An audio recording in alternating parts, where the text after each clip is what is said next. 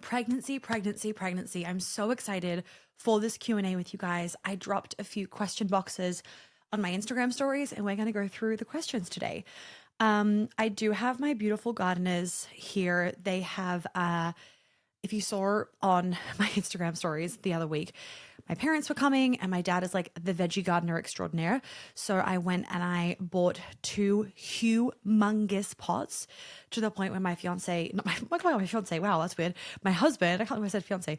My husband was like, what the actual fuck when they rocked up to the house just before, because we then sent the landscapers to go and pick them up from the nursery and they're basically too heavy for them to move. And I think, yeah, now my husband, so now Hal's trying to help them and it's a bit of a shit show, but you know what? Not my problem. Anyway, so if you hear that in the background, just excuse that, but we have men doing fabulous work out there and helping out for the veggie patch. All right, let's dive into some of these really great questions that you guys have left.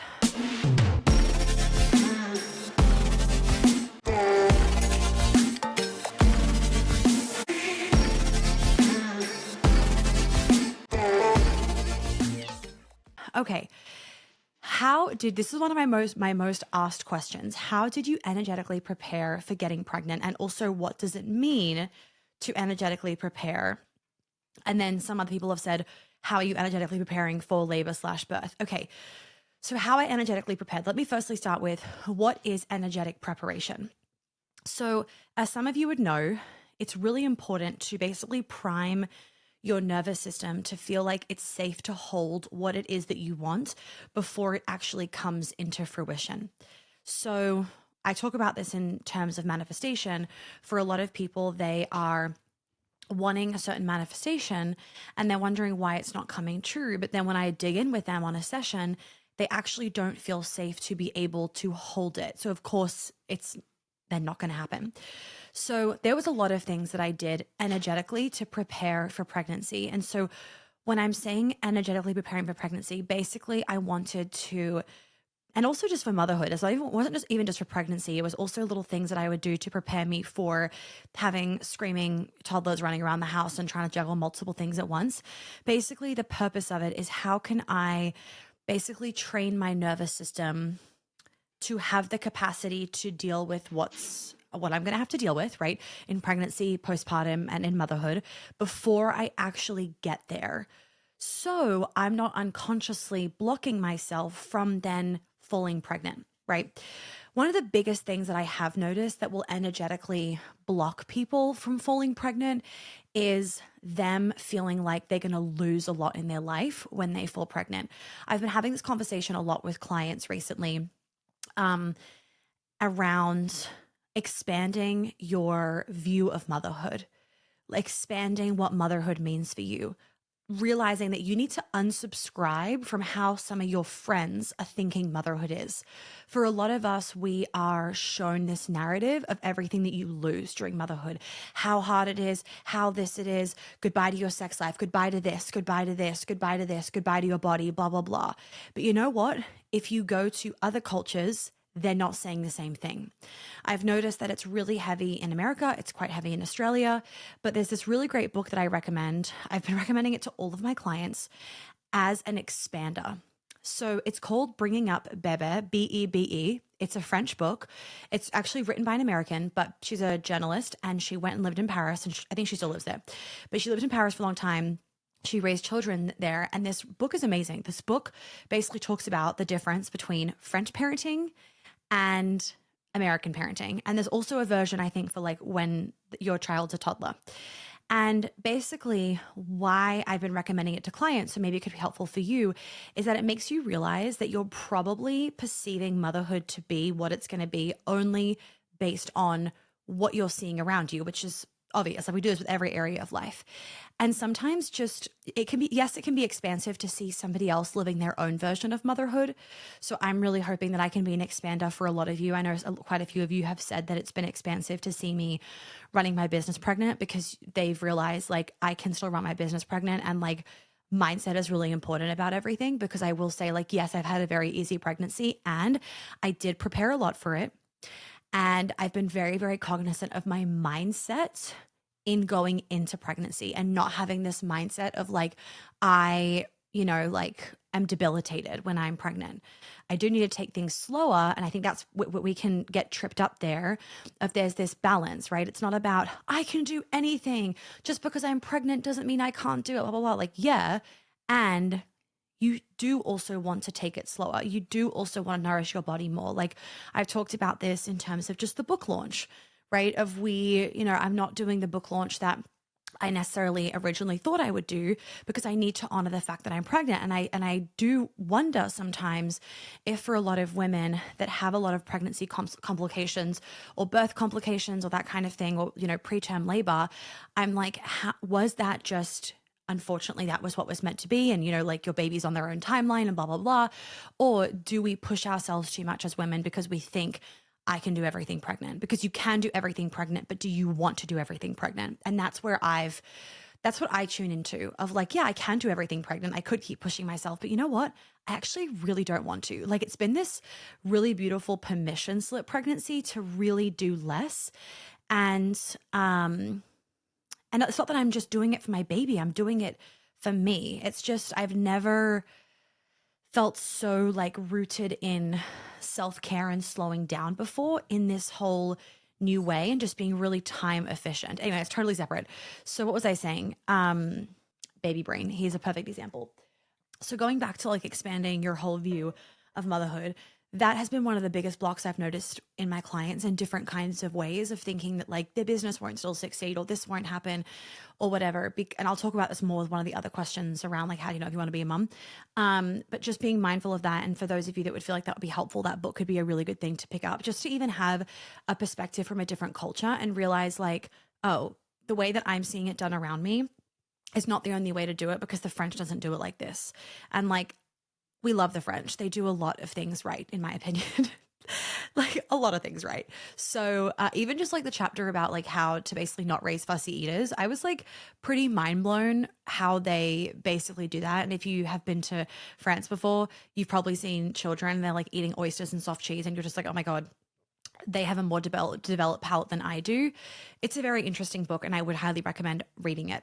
But how did I energetically prepare? Let me just talk about how I did it. And just please know that I did do an episode. There was a few questions on energetic spiritual reasons for like infertility and conception struggles and that kind of stuff. I actually did an episode on that. So we'll link that below and you can jump to that.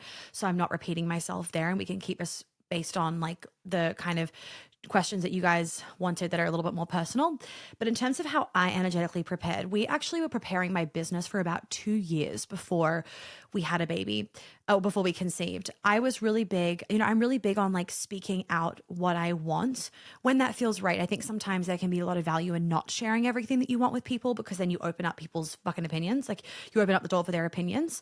But I was really open with my team of like, this is what we want. And I want to fall pregnant at this time, blah, blah, blah. And so that was partly also just like claiming that and not having any shame around the desire to become a mother. Because I do know for some women, and I've talked about this before, of like some of us can have shame around wanting a relationship as though it feels weak. I know some women can kind of feel quote unquote pathetic for being like, I really want to be a mom. Like I really want to be pregnant.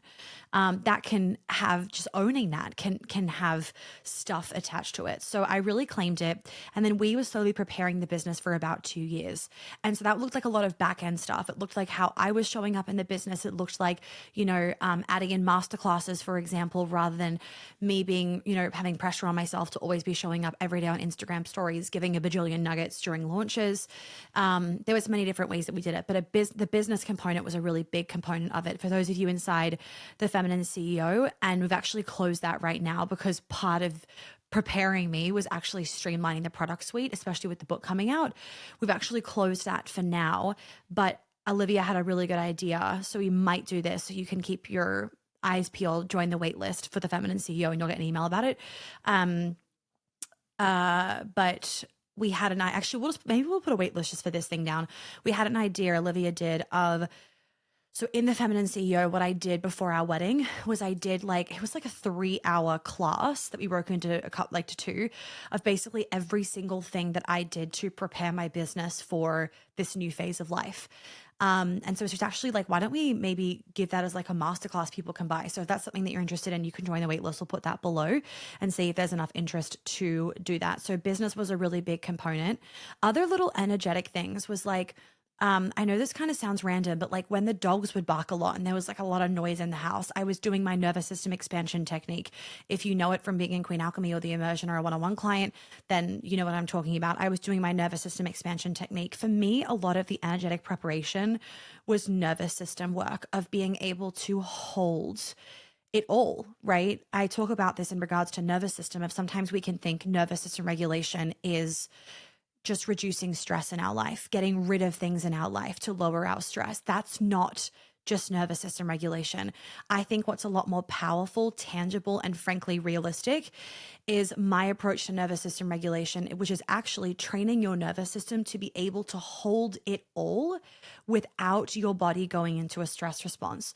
So I was practicing a lot of that in different ways and just like visualizing different things when I'd be like cooking dinner or whatever and practicing regulating my nervous system, or how would this be feeling? Or, you know, like when a curveball has been thrown, like I've been doing this a lot now, when a curveball is thrown in the day with business, instead of then getting frustrated by that of like, oh my God, this is fucking throwing my whole entire plan for the day.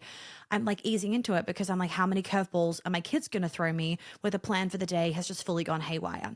And if I can't get used to that now, it's going to feel way worse when I'm actually in the thick of it, because I also have little people's emotions. So I'm doing all of this practice now. I think there's so many opportunities for us to energetically prepare ourselves for parenthood, men too, before we actually step into it, and our lives all look different. But hopefully what I've just shared gives you like enough of a little bit of a idea of things that you could potentially be looking out for in your life. And if you're in her year, I think one of you asked me about this, and I gave some answers actually on this too, and I went into a little bit more detail. But her year, I mean, we've been loving this program so much. That is definitely a really great place if you're wanting to be able to ask these kind of more personal, random, nuanced questions, if you will. That would definitely, because I don't have like, you know, a parenting or a motherhood program, that would definitely be a really great place to do it if you're inside that program. Otherwise, joining the waitlist. Okay. All right. Next question. I can't tell you how many times over the years I have been asked this question. Oh, I'm excited to answer. Parenting style. Like, what will your parenting style be? Olivia always is like, God, I'm so curious when you're going to be a parent. Like, I just want to know how you're going to parent. I'm so fascinated by it.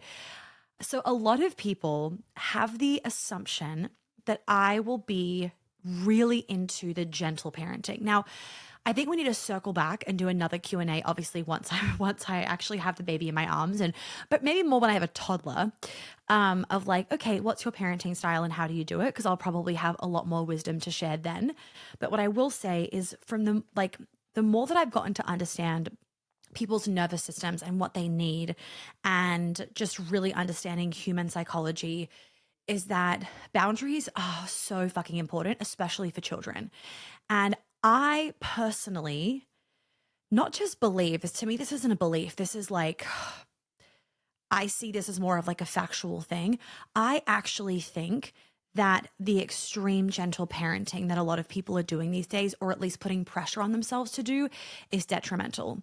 It gives children no structure, no boundaries. It does not teach them right from wrong. And it actually doesn't make their nervous systems feel safe. They need us to say no. They need us to be firm with them sometimes. They need us to give them direction and put them in line. You know, I think it does a really big disservice to your child personally. This is at least my take, and this is what I'll be taking in. Hal and I have talked about this a lot. I think it does a really big disservice when you think that the child knows what's best for them. A 2-year-old doesn't know what's best for them. And I'm not saying you're trying to make the 2-year-old a mini version of you. I'm saying if your 2-year-old does not want to eat dinner because they don't like broccoli, I won't be then feeding them something else, because what you're then doing is you are teaching that person is going to grow up to be an adult that does not have a developed palate. And I'm sorry, not attractive. It's like, I am someone that really will often, towards myself as well, future think. I will think about my future self, as in the version of myself tomorrow or in a week's time. What would she be proud of? What does she want me to be doing now? How do I need to show up now? And with my child, it's the same thing. Like, who do I want him to be as an adult? Okay, then what do I need to be ingraining into him now? That doesn't mean that I will be resorting to like yelling and like really intense discipline in like an abrasive kind of way. I'm not, that's not my plan at all. Will I probably have human moments where I like just fucking flip? Yeah, of course, because I'm a human. But that's not my plan. My plan is definitely to be having firm boundaries and to basically show him who's boss, and that like he does not know what is right and wrong for him, but I do. Taking out trying to change his personality, right? If you know what I mean, like take that bit out. I'm not trying to like shape him into a person that I think he is or should be. It's more about those fundamental, like, what's the word? Like he needs to be polite. He needs to have like a developed like palate. He needs to know, how to be a good human. And what I've been seeing in some children, which is like so alarming, is like children in public settings like talking back to the parents. And when I say children, I mean like, like children, right? I'm not talking about like a 21-year-old. A child talking back to the parent, and the parent then being like, okay, whatever you want, that's fine. And I'm just like, I'm sorry, this is pathetic. Like you are teaching that child, which they're going to take into adulthood, that they don't have to work sometimes to get what they want, right? Or that they don't have to honor a boundary, or that there are rules in place for a reason. So whatever. I feel like we can definitely we'll probably have like many parenting episodes in the future of how I'm doing things, but that's at least how I've been thinking about things now of what our parenting style will be.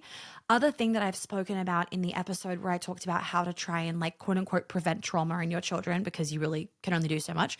We'll link that below too, is the fact that if possible, you as a woman discipline your daughters, your husband, or the significant man in your life or your child's life, like an uncle, for example, or your brother. He disciplines where possible, not always possible. He disciplines the son. And I've talked about why in that episode. So Hal and I have talked about that, of like, he will discipline, our son a lot more than I will discipline him. That's at least the plan right now. Like obviously things change because of what I talk about in that episode as well. Okay. So that's parenting style. Okay. So a follow-up question from this was like, what books or podcasts do you listen to learn about it? So I actually haven't listened to any books or podcasts to learn about parenting style. And the reason why is I think for a lot of people these days, and this is what I've gathered from my clients, and I try and bring them back to their truth, and then they're like, oh my God, this feels so much better to do it this way, is they don't trust their intuition because they are being inundated with what it means to be a quote unquote good parent, which is so fucking subjective. Now, we all can agree that a good parent is a child that loves, unconditionally accepts, like honors the child's needs, etc. Like we know what a good parent is in terms of those basic foundational things, like not an alcoholic, like a drug addict, abusing the child, etc. But what I've noticed for a lot of clients is them just like consuming so much content about parenting makes them second guess their parenting and makes them second guess their intuition in a moment with how they want to parent. And they are trying to basically abide by a book versus trust their motherly intuition, or like validate how they want to raise their child, right? And that if the foundation is of love and acceptance, then if you would like to raise your child to, be more disciplined and be polite and not speak over other adults and blah, blah, blah, then you are within your right to do that. And the reason why I say this is because when I think about my clients that are parents that have this issue, nobody that I have had is from like outside of the US and Australia, right? It is Australian parents and US parents and Canadians a bit that are coming to me with this.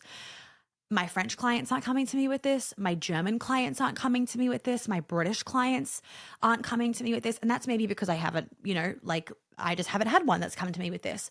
But I also think there's a massive cultural difference when it comes to this, and pressure from other mums to be like the perfect parent here in the US and maybe in Australia too, but like, anyway, read that book, Bringing Up Bebe, because I think that will also That book is the only book that I have read about like parenting, if you will. And it's all I think I need to read because some of it was a little bit harsh for me personally, but that's okay because that's helpful, right? It's like, it's always about take what you want, leave what doesn't resonate.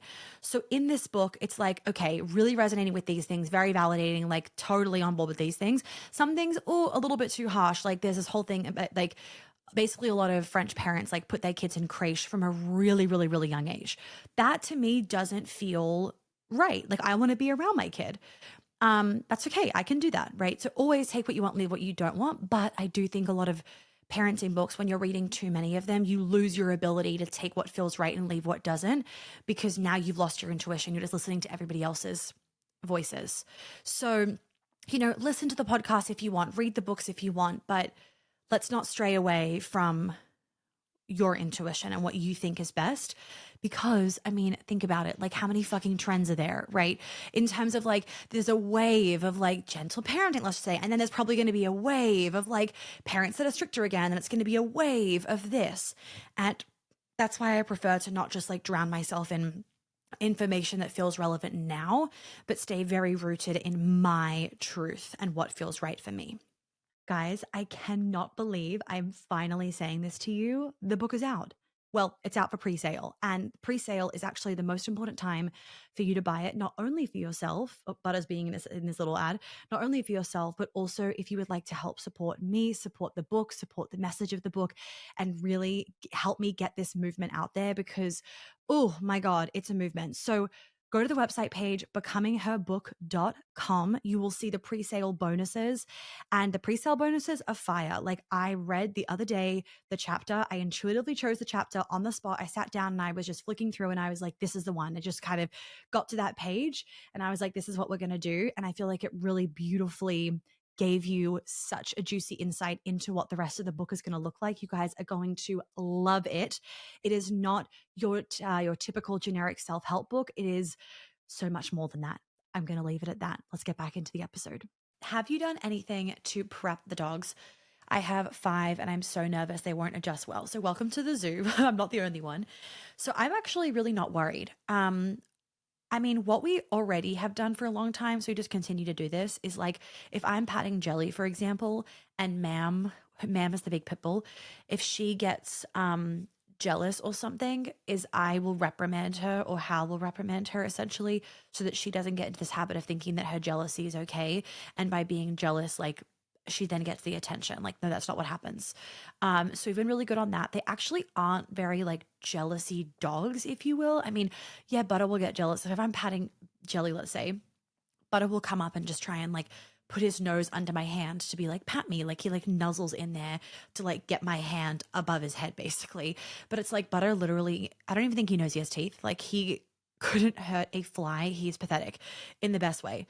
Jelly, I mean, same kind of thing. Like when they love kids so much, like they gravitate towards kids, and they've been around some of Hal's friends' kids. And like, I'll never forget one of Hal's really good friends. She was over with her at that time, like pretty new baby. And the baby was crying, and Jelly went up to the baby because he was in his little carrier on the ground and just started licking the baby. And then Ma'am, all she was doing was like around the baby and just kind of like distressed, making noises. Like she didn't like that he was distressed. We really just feel like Ma'am won't leave the nursery. Like she will just be so protective. She's extremely protective of me. I was extremely, what's funny is Hal and I talking about this morning. When I first met his dogs, I cried. I was so scared. I do not like big dogs. I've never been a big dog person. We've always had little dogs growing up. Big dogs just like fucking scare me. Also, typically pit bulls freak the hell out of me. I think Australians will know this. Like a lot of surfers have pit bulls, and they are known to like attack other dogs and people on beaches and that kind of stuff. And they obviously, when they're not trained, can be very aggressive dogs.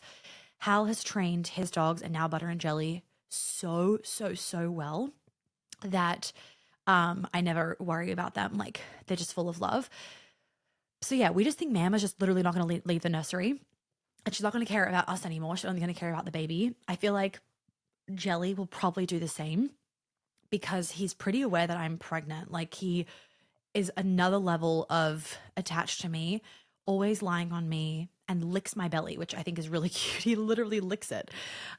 So yeah, I'm not worried about them just because of how well they are trained. If they were not well trained, yes, I would be worried, but they are so well trained that Hal will say to them, everybody go lie down, and they all go lie down in their beds. So like if we felt like they were getting a little bit jealous or something, I know that me or him would be able to like get them all in a row and they would listen to us. So yeah. And, oh, the other thing I was going to say though is because also like Butter and Jelly were introduced to them and like they were all introduced to each other when they were grown. Um, they've had to learn to share the love. I think Hal and I have talked about this. I think it's actually probably scarier having one dog because that dog hasn't had to learn just to share the love. We have 4, you have 5. That dog has had to learn to share the love. So I feel like it's probably easier. So, I mean, I can report back, but I'm not worried about it in the slightest. I'm kind of excited because I just feel like they're all going to be so cute around him. Okay, next question. You've achieved so much in your young life so quickly. Thank you. What's next for you after book and babies? Yeah, what is next? Honestly, I don't fucking know. I mean, my dream has just always been to just do more of what I always do. So if I was to say like what is the dream after, oh my God, you know what some of you have said that you've listened back to old episodes and you're like, you've said on this episode that like you think you're going to marry an American and now you're marrying an American, you think you're going to live here and now you're living, like, it's crazy. So my dream after the book would be probably just to like breathe because it's been a lot. But I would say that like really it's just to continue to grow what I've already built. So I would say a big thing, I mean, I wrote the book for like my activist self. I didn't write it as a business move. I know a lot of people write a book because it helps to generate a lot of income and leads, but I actually didn't. My media coach was asking me like, why did you write the book today? And I was like, well, I actually didn't write it for those reasons. I wrote it because of like my activist self and I really felt like I had to get the message out there. But I do really hope that the book opens up, you know, an avenue for so many more people to be able to find me with ease and where I'm not having to like compete with the Instagram algorithm. And so as a result, you know, it just means that like my business grows naturally, that more women are able to join Queen Alchemy, more women are able to join Be a Lover, Not a Mother and listen to my podcast. Like really, I just want everything to become bigger and greater. You know, I used to have this dream of like, I was talking to Olivia about this yesterday. I used to have this dream of like having the corner office and this beautiful like in-person team and like you dress up all glamorous coming into work. But the world has changed so much that I was saying to Olivia, I feel like I have to let go of this dream of like this corner office and everybody's in person and dressed up and all of that because like the world does not operate like that anymore. And I'm holding on to like kind of an obsolete dream that I feel, I mean, of course I could have it if I wanted to, but I feel like I need to let that go because that's not the way of like the new world, if that makes sense. You know, the way of the new world is the online teams, it's the in-person then retreats that you do with the teams, it's being able to work remote, it's all that kind of stuff. So I feel like this new phase of life with our new little baby is going to like what I'm hoping is just that the business honestly becomes easier. You know, it's everything just becomes easier. It's easier for leads to come in because I'm not having to worry about an Instagram algorithm so much because the book is doing it for me. You know, having people sign up for programs is even easier because they kind of have this book that they can just dive into or, you know, I don't know, like that kind of stuff. Yeah, it's just like, not even just because of the book, but like people have just been really listening to my podcast. So that's the next iteration. It's just like, how can we make this even easier in terms of the marketing and the lead generation and the sales and all of that so that I can continue to do the work that I absolutely love, which is helping people. But then instead of spending all my time focusing on sales and marketing, like all that extra time, I'm actually able to focus it on like my veggie garden and raising our beautiful child and like building a really amazing home and actually like slowing down and reaping the rewards of what I've spent the last decade working towards. Because I mean, I started not this business, but I started my business that then evolved into this in 2015, like my food blog, if you know. Oh, we have like all the light coming in. It's like this halo effect.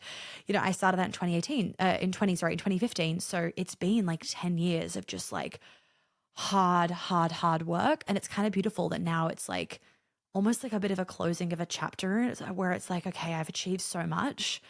Now, can we have me actually really reap, like, reap the rewards? Can I actually, like, what's the fucking phrase? Oh my God. You know what I'm trying to say? That. So basically, that's the plan next. I've also dreamed about like being able to do like huge events because I just love events. But it's something that I've been battling with a lot in terms of like, yeah, I love the big events like, Tony Robbins size, blah, blah, blah. But I can't deliver the results that I could deliver in an immersion because in a space that big with that many people, I could never ethically lead everybody through my breath work and the way that I do it and my anger release and all these different like really intense somatic modalities.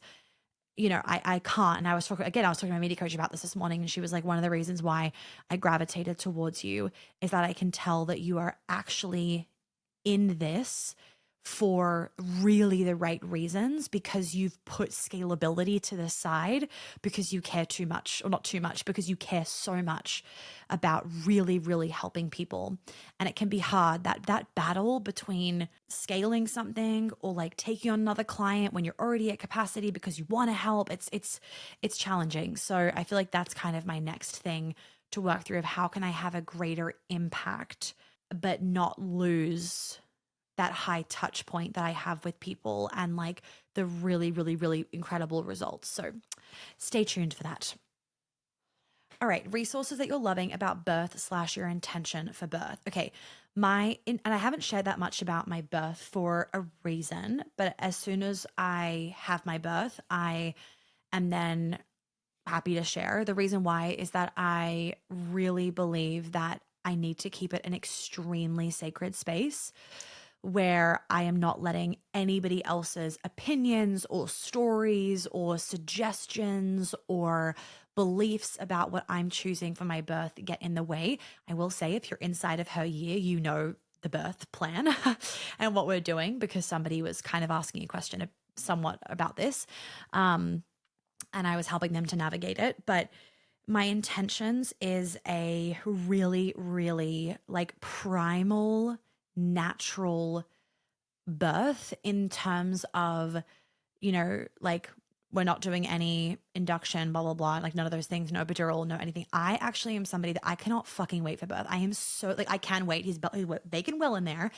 But like, I look forward to it. I am so excited to experience it. And people ask, but like, what if it is so painful? Like, and I'm like, great, bring it on. Like, I am excited for just like the privilege, like the ability to experience the privilege of birthing your child into the world. Like, just like, okay, so I'm just getting emotional thinking about this. So early on in my pregnancy, maybe it was towards the end. No, it was actually the very beginning of trimester 2. I was in the bath. I'm like literally tearing up saying this. I was in the bath. We were in Sydney and I was talking to Hal and I was just telling him how like, it's really hard to see my body change so much. And like, I didn't think that I would have a problem with this because like I have such a good relationship with my body and like, I know what I'm capable of and I've been so healthy throughout it, blah, blah, blah. And all that kind of stuff.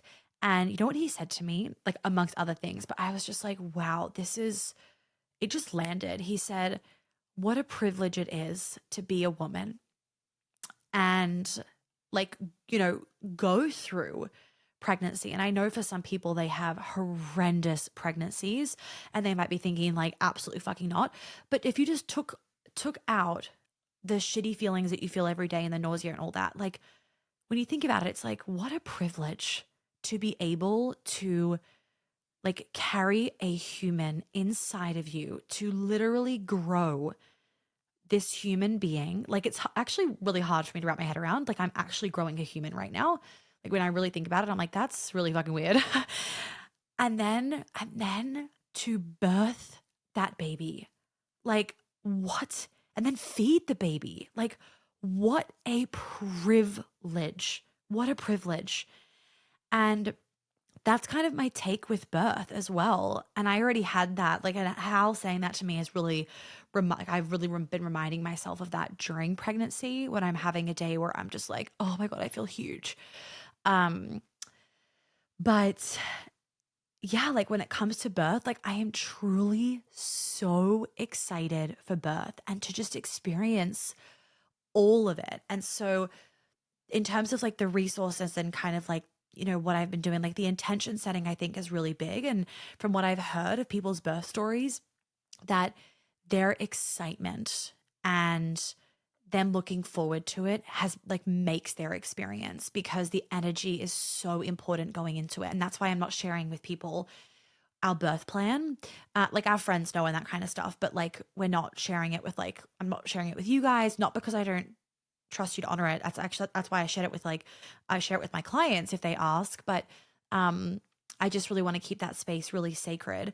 But I am truly so, so, so excited. So in terms of resources, a few books that I've read so far and I'm putting together right now, it'll actually be up by the time this podcast goes up. It's like my pregnancy must-haves is Ina May's Guide to Childbirth. I will say it was kind of boring at the beginning because it was just a bunch of birth stories. And I was like, all right, it's getting a bit repetitive. But I actually then got to enjoy it because I was like, no, these birth stories are here to inspire me.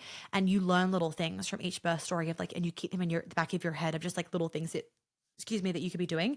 So I feel like everybody knows that. A lot of people have recommended to me, like, oh, what is it called? Like confidence in childbirth or something or other. Oh, if I find the link, the book, I'll put it on my pregnancy must-haves. I haven't read that one yet, but a lot of people have recommended that one to me. Another one that I actually read well before we conceived, because again, that energetic preparation, it's like I wasn't just going to wait to learn about birth and conception. Well, I already knew about conception, but like birth and like pregnancy and all that. I wasn't going to just start reading the books when I was pregnant.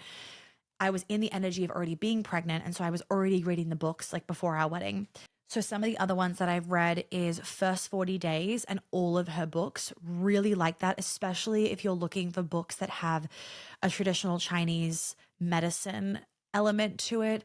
Hers is all rooted in traditional Chinese medicine. I love traditional Chinese medicine and have been really rooted in that throughout our pregnancy, my pregnancy, and then also I'll be doing that through postpartum. So all of her books I really liked. Yep, Ina May's Guide to Childbirth. What's another one? So her other ones were Nine Golden Months and Awakening Fertility. Real Food for Fertility. I read that one ages ago, but highly recommend. Oh, another one. Okay, that's really big. The Mama Natural Guide to Pregnancy and Childbirth. I started reading that earlier last year, actually. It's really fucking huge, that book. That has been amazing. And what I love about that book is that she's natural minded, but she also explains, C-sections, inductions, like all of that as well. And not just from the angle of like, here's why they're bad, but I don't know about so much like the benefits, but more like if you choose to do this, like here's how we can, make you feel basically confident in it, safe in it, etc. Like I really liked it because it wasn't like pigeonholed into just one way of birth. It discussed multiple ways of birth, breastfeeding, like all those sorts of things. And so I just feel like you get a really well-rounded understanding in case, of course, things don't go to plan. So that was another one that I've read so far. So yeah, I'm reading the books, but I definitely am not over reading because I think that can just put you in your head and stop you from really trusting your like motherly intuition and what feels right for you. So again, I'm taking what resonates, I'm leaving what doesn't. But what I will say is that it has also helped me to feel even more empowered in my choices of what I want and also just educated. Like I didn't like, for example, I didn't know that Pitocin, which people will get like induced and they have Pitocin, that Pitocin can, because I didn't know that it like made the contractions way more intense than what natural contractions are without Pitocin, right? And that they can be so intense that the baby can get distressed and the baby's heart rate can decline. And that is why often people that get induced are more likely to then have an emergency C-section. And I just find that stuff interesting and helpful to know because some other books will just be like, if you have Pitocin, you're more likely to get a C-section. And I'm that person where I'm like, okay, but why? And so then understanding that, it was like, oh, wait, like this is awesome. Like my natural contractions from my body's natural oxytocin that happens during birth is literally less painful than having Pitocin and being induced. Like, fuck yeah. So when I'm in birth, when I'm in labor, I'm going to be like reminding myself of that, of like, this is a breeze compared to what some other women go through. So those little things I just find really helpful. So that's kind of what I've been doing. Another thing is that I bought the course that the Mama Natural guide to childbirth, that what's her name, Jennifer or something, I can't remember the name of the woman that wrote that book, but she has a course. I bought that course, and I think there's a partner course, or it's attached to the course or something. I bought that one as well. Hal has done nothing, so don't, any guys listening, or for any women that are thinking their man's behind, like, he hasn't done anything, so don't worry about it. He will do it closer to, which is fine. So I bought a few courses of just like the partner support kind of things, which I think is really important. And the other course that has been so highly recommended that I have been digesting into, and again, I've definitely learnt a lot. So again, I'm that person where, and this is just confidence, right? The more that you're educated in something, the more confident you become in something. So the more educated you are in birth, the more confident that you feel in the birth. And with your choices and all of that. So the other one is the pain-free birth course, or that Karen, I think her name is Karen, on Instagram. It's pain-free birth, and her course, I bought that as well. And I also got her partner course too, so that Hal can then be taking that as well. I'm giving you guys a little bit of insider information really quick. We have my immersion dates and all the info locked and loaded, which means that my 3-day immersion is able to come back this year. We were a bit worried because we didn't know, if you followed me last year, you would know this. We didn't know whether I was going to be able to do one this year because we didn't know when I was going to be pregnant, when the baby was going to be here, but we've been able to figure it out. So November is like I don't know, it's kind of like an immersion month. We've had so many immersions in November. So we have our immersion in November this year, 7th to 9th, and the tickets are about to be available. If you want to get early access to them, if you want to potentially even get an extended payment plan, depending when you're listening to this, if you're listening to it in time. But more importantly, if you want to make sure you don't miss out, because there's extremely limited tickets, make sure you're on the wait list so that you do not miss when we put these tickets out, because I have a limited capacity that I can take to make sure that I can safely hold everybody in the space. Will you put your baby in daycare or take a babysitter at home to help with your bub? Good question. So I have absolutely no shame in this answer. I now love asking for help. And Hal jokes about this with me, because I'll sometimes people will ask me this like in person, or like, are you guys going to have a night nurse, or like, what support have you gotten? And he'll just be like, she loves to ask for help. She loves her support. And I really do. And it's been something that I've had to learn to love, because I used to think it was such a weakness to ask for help or support. So I have hired all the help and all the support, because so many women, and this is definitely a thing that women can do to themselves, not just when it comes to motherhood, but it comes to everything, business, relationships, like health. We wait until we are drowning to ask for help. We wait until our health is absolutely shit, and then we hire the nutritionist, or then we hire the healer. We wait until our relationship is really rocky, and then we go to the relationship course or read the book or whatever it is. We wait until our business is absolutely crumbling, and then we hire the business coach. It stops now, ladies. I've never given birth, never been a mum, right? So I've got no fucking idea what I'm doing. And even though I could sit here and go, well, I really trust my intuition, I feel like I'm going to be, and I do feel like I'm going to be okay with everything, right? I have a very strong intuition, as you guys know. I'm extremely intuitive, so I feel like I know everything somehow at this young age, and it's just like it sits in me. So I don't know, past lives or whatever. But I feel confident in myself, right? And I also know the reality that a lot of women struggle, because there's a lot happening. I am not going to wait until I'm struggling to then get help. I do not want to look back and think, damn it, I wish that I, got more help for my birth, or for pregnancy prep, or blah, blah, blah, or postpartum. I'm not doing that. Absolutely not. I would rather have more help and feel like I actually didn't need this than be waiting until I'm struggling. So let me list off all the help that I have gotten, and then I'll go into what we're going to be doing also to help care for baby. So I have my midwives.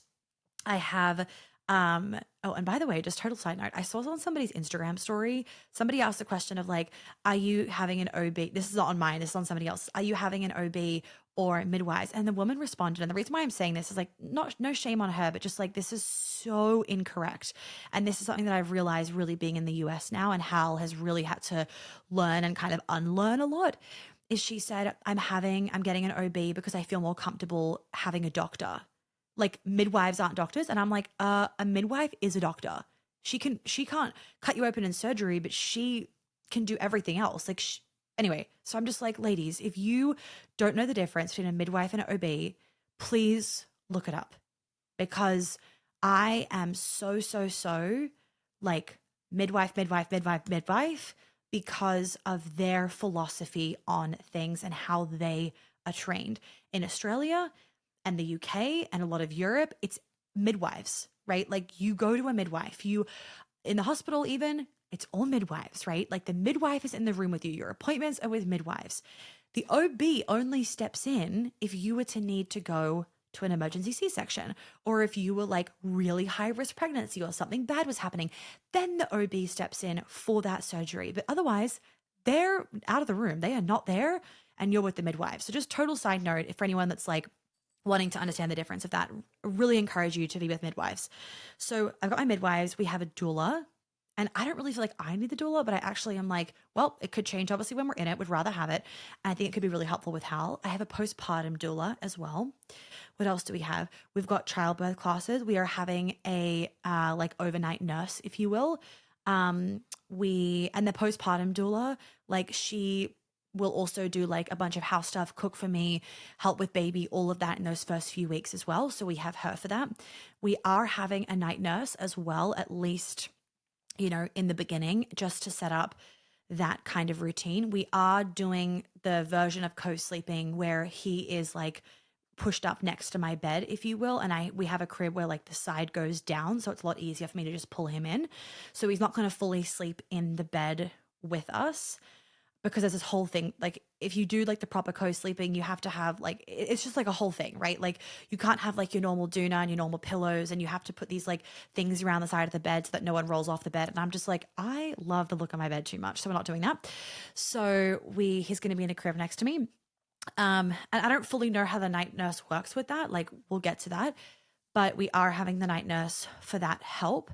And then, yeah, Hal and I that was actually something that I brought to Hal early in dating, of like, these are the things that are really important for me to know that you're on board with, because some people have really strong opinions otherwise, that I know I want when we have kids.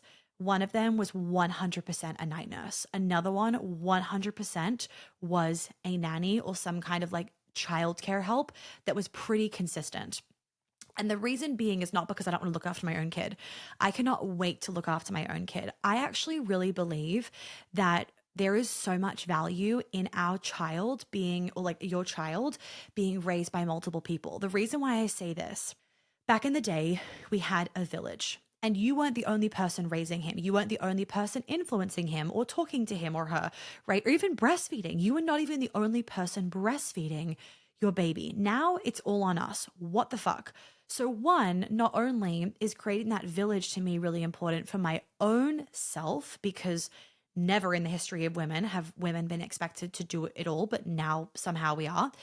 So, one, the nanny is for me, but also I also want it for him. And the reason why I say that is because I think that by having different people kind of, obviously I'm doing the most raising, but like quote unquote raising and influencing and being around your child, is it helps them to really become their own person and not just a mini me. Because if they're only spending time around me, if you think about it, it's like, okay, well then they're probably just going to become a mini you, right?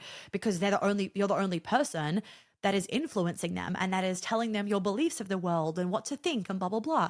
But I think that it can be a really positive thing when you have other influences. What are their opinions of the world? What are their beliefs of the world? How do they do things? Now, of course, the nanny will have the guidelines of the no red food, the no red or blue food diet, all those sorts of things. But I'm more talking the more general things, right? I'm not saying, oh, this nanny can just feed the child whatever they want and have a bad influence on them. I just think that like, I think that when we had a village, we became stronger versions of ourselves because we became our own version of ourselves. We took a little bit from here, from this person, a little bit from this person, a little bit from this person. And when we're only around mum all the time, or mum and dad all the time, we're only seeing mum. So we just become a mini version of mum. Or we think that the person to become to make mum happy is just a mini version of mum, versus realizing, oh, wow, I could become really my own person because this person is so different different than mum in this way. And here's how this person is different and this person is different. So we will absolutely be having help, not only because I just don't see myself being able to be a full-time mum. I love my job so much. And I just know that I'm a better person when I get to do work and when I get to have that work outlet. So I just know that that's going to make me a better mum and a better person. But also because I really think there's a lot of value in having other people in the home influencing your children and helping to raise your children. And also because I want to be part of that movement for women of bringing back the village, bringing back the help, and realizing that, like, where the fuck did we get this idea from that it was shameful to ask for help? Like, and I say this on a podcast recently too. My housekeeper was over and I was telling her about the book and blah, blah, blah. And so that's more help that we have. We have a housekeeper, we have a cleaner. So the housekeeper comes twice a week. The cleaner comes once every 3 weeks and then does like a deep clean. And I was telling her about my book and she was telling me how one of her clients, she will never let her children, like the client, the mum, will never let her children see that the housekeeper is there helping her because the mum does not want her children to know she has help. And I'm just like, that is fucked up. Like, it is sad for that mother that she thinks that like she has to do this all by herself and that there is something shameful that, and like, when we like, secrets are not good energy to hold. Like, that is some heavy shit to be holding that's going to end up into some bad physical manifestations. So like, that's heavy for her to hold. But her children are growing up with this idea that they have to then work a job, be a mom, have a perfectly tidy house, make the beds every day, blah, blah, blah. And I will proudly not be showing that to my children. I will proudly be sharing with my children that asking for help and having that village and support is essential, especially because if we have, I mean, our first one is a boy, and I want him to be raised with this value of the village so that when he is in a relationship and, you know, assuming that he's straight, when he's with his woman and marries his woman and has children with his woman, he never thinks, shouldn't you just be able to do all of this? But instead, he's been raised by a woman, me, that really like takes pride in actually asking for help and pulling other people in that are experts at their job. Because also, like, when it comes to postpartum and everything, like I forgot to mention lactation consultant. When it comes to postpartum and everything, it's like, I'm not the expert, right? My mom isn't the expert. Hal's mom isn't the expert. Yeah, they've had kids, but they're not experts. My mom's done it 3 times. Hal's mom's done it twice. But then when I've got my postpartum doula, it's like, she's a grandmother and she's been doing this for like, I think like 20 years or 30 years. Like, she's done this like a bajillion times. That is what I want. I want an expert so that I am condensing time in my postpartum journey and I am not then sitting in misery for 8 weeks when I could have sat in misery for 8 hours and then had her help and it get fixed again. Like, that is what I want. And I think that we can forget the power of those little like moments where we can condense time. And we just forget the power and the expansion and actually asking for help. All right, last few ladies. Did you communicate with your spirit baby before you conceived him? Yes, I did. I had been talking to him since about it was either the very end of December 2023 or January 2024. So I have journal entries of him telling me when I was going to meet him. And so I basically knew we were going to conceive on our honeymoon. I was also visualizing that and wanting that and preparing for that. But he also would tell me things, you know, like that Hal needed to know so that he was energetically open so that the baby could come in. He would tell me things that I had to know or do so that I could just shift and again, be an open vessel for him to come in. And then from the moment really of like conception, he's gotten, we converse less now than like kind of trimester one and beforehand. And I don't know whether that's because it's like he's really busy growing or something, or maybe just because maybe I'm talking to him so much that I don't have to be as intentional about it. But I would say like every second day or so, we would have a little conversation about, I don't even know what. We would have a little conversation and it was really beautiful. Like even in the very beginning when I was like so worried we were going to have twins because I have twins on my side and Hal has twins on his side. And I was so fucking stressed about it. And like, I do not want twins. Like I just not available for it at all. You know, the mums that can do that, I'm like, go you, but like, I'm not that person. And we would have conversations all the time and he would always be like, Mom, it's just me. It's just me. It's just me. And then of course, when we had to get the scan, he was like, see, like he's a bit sassy, which I like. He definitely gets that from me. But yeah, like we've chosen his name and I've shared with Hal my thoughts based on like how I can see him and his personality and whatnot. But it's really beautiful. So yeah, we talked a lot before we conceived him. And then we talked a lot after, and I'm actually pretty sure I know what sex, like sexual moment, or how do I say it's like what like active sex, if you will, over the honeymoon, like over those couple of days around my ovulation window did it. Because even though like sometimes my ego gets in and is like, no, I think it's this one, I actually think it's another one. And because when we were having sex or like right after, it's like he kind of like flew across, the way, that's why I can describe it. And the visual is like his energy flew across the room. I don't even know how to fully describe it, but yeah, there's lots of spirit baby communication going on, which is really beautiful. Really beautiful. Okay.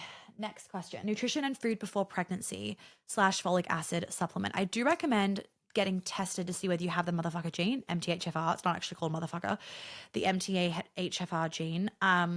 Because it's just a really good thing to know, especially for postpartum, because that if you do have the motherfucker gene, I'm just saying it like that, and you're not taking folic acid, your body's not absorbing it and whatnot, that has a very high link with postpartum depression. So I do recommend getting tested for that to see if you have it. It's not a scary thing if you have it. It just means that you need to make sure that you're taking, the right supplements. That's all. But all the supplements that I recommend and nutrition prep and all of that, there is a blog, a conception blog. We'll link that below. And that is what I recommend for everything there. Okay, let me go to this one. Advice, and maybe I'll wrap up with, okay, let me say this one first, and then I'll wrap up with this last one that's really good that I want to touch on. Long episode, but juicy. How many more kids would you and Hal like to have? So we probably just want 2 kids. If 3 happen, like whatever. I'm not like gonna have Hal get his bowl snipped, I don't think, after 2 kids. I mean, maybe I'll say something different after that actually happens. But I've always wanted 2 kids. I am one of 3, and I didn't like being one of 3. And I made my mind up when I was quite young. I remember it being like, I am never having 3 children. People ask why. I'll give you really quick things. My friend, again, that's 2 days apart, like our due days 2 days apart, she asked why 2, and she was like, oh my God, I've never thought about those things. Okay, wait, so maybe we would actually have 4, not 3 because of what I said. But being one of 3, so you always are squished in the 3 back seats in the car. I always was annoyed that like we couldn't pull down that like water cup holder. I just was always jealous of those kids that could have the water cup holder down in that middle seat and we couldn't because we were all squished there. We would ski a lot as a family. We could never fit on one chairlift. So we always had to like split up. When we would go on roller coaster rides, I remember hating it, and like that, like water park rides, because either somebody was with a sibling, like I was with my brother and I didn't want to be with my brother, remember that? Or like one of us was alone because I had to be alone or something because my mom was with my brother and my dad was with my little sister, that kind of thing. I also remember hating it when we would fly anywhere because, the seats are always like 2-4-2 or 2-2-2-2-2. And I know in the US, a lot of them are like 3-3, but like I'm thinking back, like we traveled, what were like domestic flights like back then? I can't even remember, but I remember on at least these are definitely international flights because we traveled a bit internationally. I remember hating that it was like always a 4 or a 2, like in economy. And so there's always somebody that was alone. Hated it. Absolutely hated it. And so they were basically my reasons. And I was just like, I'm not doing the 5, like a family of 5.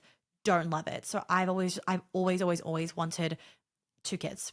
That's what I wanted. I'm undecided on whether I want the next one to be a girl or a boy. I think I'm just going to let it. I mean, maybe I'll change my mind when we get there. I think I'm just going to let it be. Maybe I'll know. Maybe I'll have that spirit baby connection, or maybe I'll just, I don't know, be surprised. I'm really open to having two boys, but I'm also would also we have a really great girl name that we really like, like what we were talking about the other night, and I'm like, but babe, I really want to use that girl name. So maybe we'll have a girl next. I don't know, but we definitely want to wait a bit between babies, because of just the health benefits of that for me as the mum to really restore the body after one pregnancy. Let me go to this last question. So, advice for discerning if having kids is 100% aligned desire. I'm single, but affects dating decisions. All right. So, I talked about this on my Instagram story a while ago, and I was talking to a client about this the other day. So, I said to her, I said, like, do you want to be a mom? Just like I was getting to know her, right? It was our first session. And she was like, sometimes I do, but like I get scared sometimes. And I said, what do you get scared of? And it leads back to this conversation of losing everything and how people are seeing motherhood, especially around their friends in the US, maybe Australia. And it's just like such a limited version of motherhood where women have completely lost themselves. They are not asking for help. They're drowning in things. They're so depleted, like all that kind of stuff. And I don't want anyone to think like, Monica, you're going to get depleted after motherhood. Like, I get that. But what I'm talking about is people not realizing that they can decide what motherhood looks like for them. So you can decide you can still travel. You can still have a great sex life. You can still be working if you want to work. You can still be doing this. Of course, if you want to do some of those things, you're then going to need to get over the fact that you don't want to ask for help, right? And you're then going to need to bring help in. And I think a lot of people, their egos can just get in the way, and their people pleasing can get in the way. And this like shoulds, right? Or what their parents are going to think, or like what somebody else thinks of them, or fitting into like the mother's club. And they don't want to be that one mom that's different because they don't want the other moms to then feel guilty. Not your problem. Not your problem. If like, don't make the other moms feel guilty. Don't judge them or anything if they're doing things differently. But if they are triggered by you living your own version of motherhood and what you want, their problem. You all know that. Their problem, not yours, right? That is their shit to deal with. So what I've realized for a lot of people, and this is what I was saying on my Instagram story a while ago, is I've realized so many clients are like, I don't know if I want to be a mom. I don't know if I want to be a mom. And every time I ask a client that says to me, I don't know if I want to be a mom, the answer is basically a fear. It's basically a fear, right? It's a fear of not being with the right guy. It's a fear of like losing their life, like and their work and all that. It's some kind of projection of a fear, okay? And so then I'll say to them, for example, well, if you were with the right guy, do you want kids? Yes, absolutely. Okay, so you want kids. You want kids. And it's like we're changing what we want because we're so afraid of not getting it. The other thing that I'm seeing a lot of that's making people be like, oh, I don't want kids, is frankly selfishness. A big one, selfishness, is I'm seeing because they think kids ruin your whole life. And I think where a lot of people are getting this from is because social media, whilst this can be a good thing, it also can be a negative thing because of how it like trains our brain and the conditioning. I'm seeing a lot of people, post about all the negatives of motherhood, right? I don't know whether you guys have seen these reels where it's like, like this is actually like what you think motherhood's like and then what motherhood is actually like. And it's just like the house is absolutely fucking trashed. The person that's doing it is like so ragged and like just looking disgusting or whatever. And again, like, yeah, I'm sure some days that is motherhood, right? And again, I'm not yet a mother. I'm sure there's days where that is motherhood. But whenever I ask mums or like talk about the fact that I'm pregnant, every single mom, without a shadow of a doubt, it is the greatest love that you will ever feel. It is the best thing that I've ever done in my life. And so it's interesting. And that's why the reason why I'm bringing it up is because a lot of the time on social media, we love the drama. And so these more negative reels typically do a lot better than here's all the reasons why I love being a mom. Boring, nothing to trash in the comments. But the problem with this is that you're just seeing all these negatives. And you know what? I was seeing so much that at one point that I was like, what the actual fuck like is happening to my algorithm? And I had to start being like, I had to like make the effort to click the 3 dots to be like uninterested in this content because I was like, I am not getting this idea into my head that like this is what motherhood is like. Because again, everything is a choice. That can be extremely triggering for some people, that everything is a choice, but everything is a choice. It is perspective. How can you change your perspective, right? It is what your reticular activating system is telling you, and then you're seeing it. So again, I'm sure there's days, I know there's going to be days for us like that, but I also know that the love and the joy overrides the trashed house, the greasy hair, the smelly clothes that I've worn for 3 days.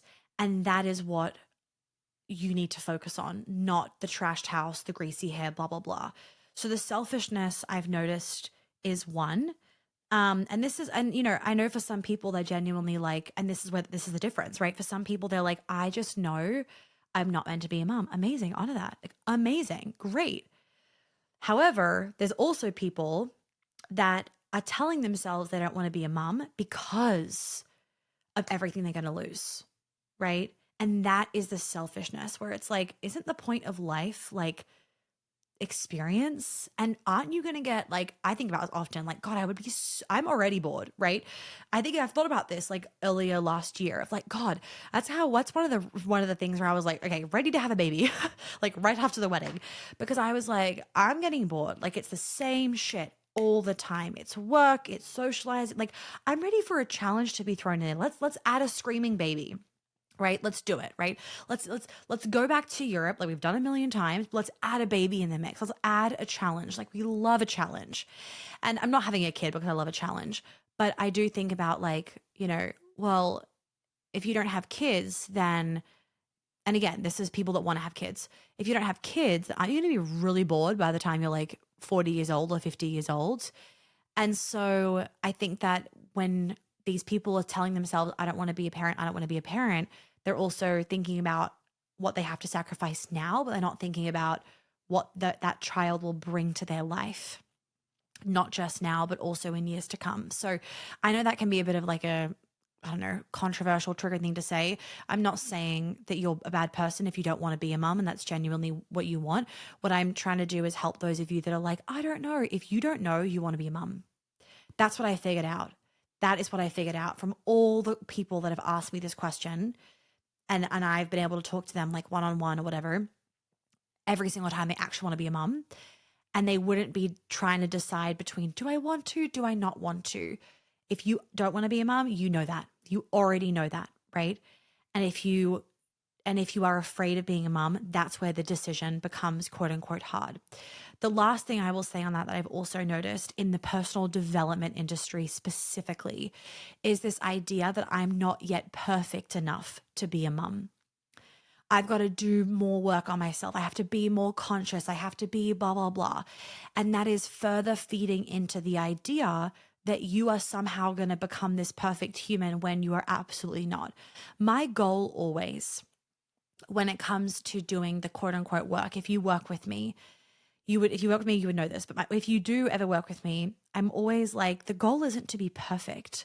The goal is to have inner peace, to be a more regulated human, and to be able to fully enjoy this human experience.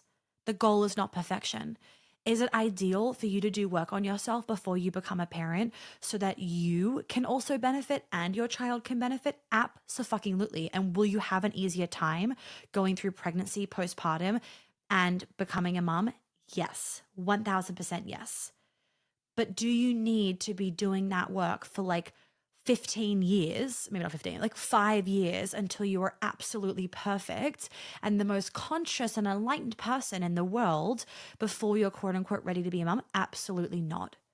And I think sometimes people can hide behind that excuse of like, I haven't done enough work because deep down they actually are like, they don't want to, say to themselves, like, I'm frustrated that I haven't found the right man. Like, I actually do want to become a mom and I hate that I have to fucking wait because I haven't found my person yet.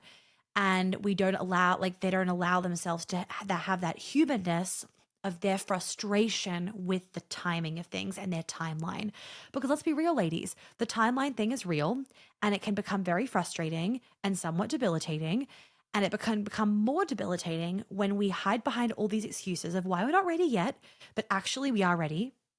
And we are a little bit heartbroken that we aren't yet able to conceive because we haven't found our perfect man yet, if you, of course, want to wait until you find your man. So that was like a multiple part answer, but I hope that helps, because this has been a conversation happening like that I've been asked to, answer this question so many times in different spaces. I think it's multi-layered for a lot of women. And I just want to say that, like, you can fully own the fact that you want to be a mum, and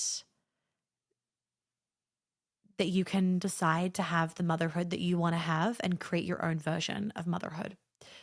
Wow, this was a super long episode, ladies. So long. Maybe this will be split into two. We'll see.